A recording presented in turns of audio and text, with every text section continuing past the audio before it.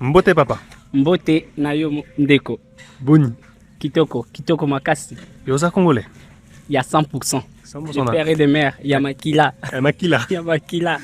Ovandaka na Kinshasa. Na fai na Kinshasa, na botam na Kinshasa, na komi na Makala, na koli na Ngaba, na Nalemba. Ah, Nalemba pe. Nalemba pe. Osepela na Kinshasa. Kinshasa c'est kitoko. Eza na ambiance bien, nyonso eza kitoko. Donc tozalaka vraiment bien na mboka. Ah, OK. Eza pas cité. Ah bon, na mboka nyonso makambo ezangaka te. Kin makambo, Kin makambo. Oyebi. Sikoyo mosala na yo eza nini awa? Ngai awa nabinisaka. Nabinisaka bana. Donc à part kobinisa nayembaka pe. Oyemaka? Oui. Oyemaka, obinaka. Nasala théâtre. Théâtre pe. Oui, oui. Kitoko, siko bakongole nyonso bayebi kobina.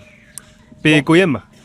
Congolais nyonso. En fait, koyemba na kobina eza déjà parti na ba misusu bayebi na bango ko bouger. Ko bouger bayebi. Mais kobina vraiment ndeti biso dansi na botama nango déjà na botama nango depuis kala. Depuis bon mwana. Koyemba nde nazala vraiment makasi te parfois nasalaka ba note ya mabe et tout. Abiso minele to botama nango te hein.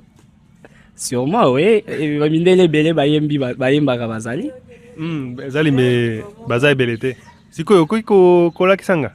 Kobina. Nganasa awa na Congo.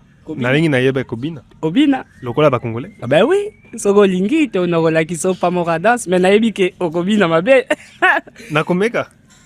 Il faut na meka. Pepele. Tokos. Tokobina nini? Na préféré tobina oyebi mayanga. Mayanga ya Fally Ipupa. Eza nzembo. Nzembo oui. Ah OK. Eza ndombolo. Rumba. Eza rumba. Ah OK. Tomeka.